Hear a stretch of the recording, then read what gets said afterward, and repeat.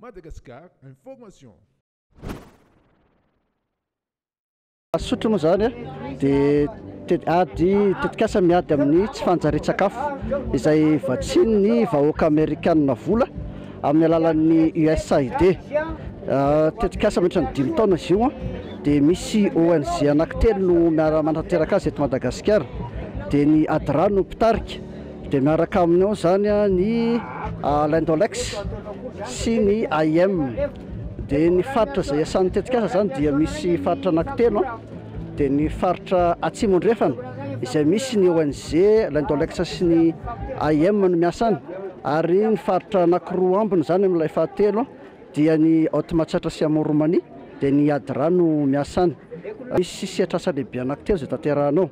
Ny sehatrasa voalohany izay ady fanatsarana ny fahasalaman'ny reny sy ny zaza sy ny sakafony ihany koa. Dia ny tetikasa ny sehatrasa faharoa dia ny asa fanatsarana ny velotena, ary ny fahatelo zany dia ny fanalefahana ny fiantraikan'ny loza voajanahary. Dia ireo tetikasa telo lehibe ireo zany no tena tanterahan'ny Asotra izay entiny indrindra edina amin'izany hoe tsy fanjary-tsakafo zany. Rentsika hoe misy le fanatanterahana atao hoe fanampiana ny tantsaha na fanohanana tantsaha amin'ny fanalefahana fiatrehan'ny loza voajanahary.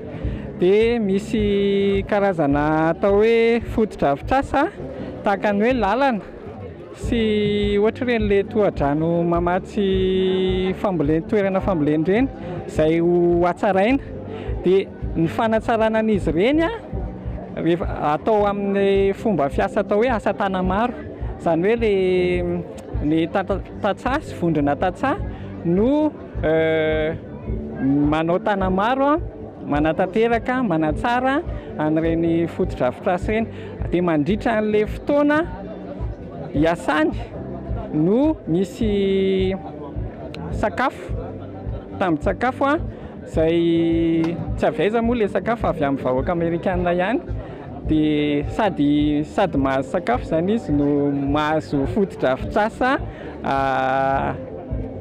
voatsara no hatsaraina, ahafahany miatrika an'izay karazana atao hoe loza na mety na ahitany karazana loza rehetrarehetra mety hipotra zany na hitranga. Madagascar Information.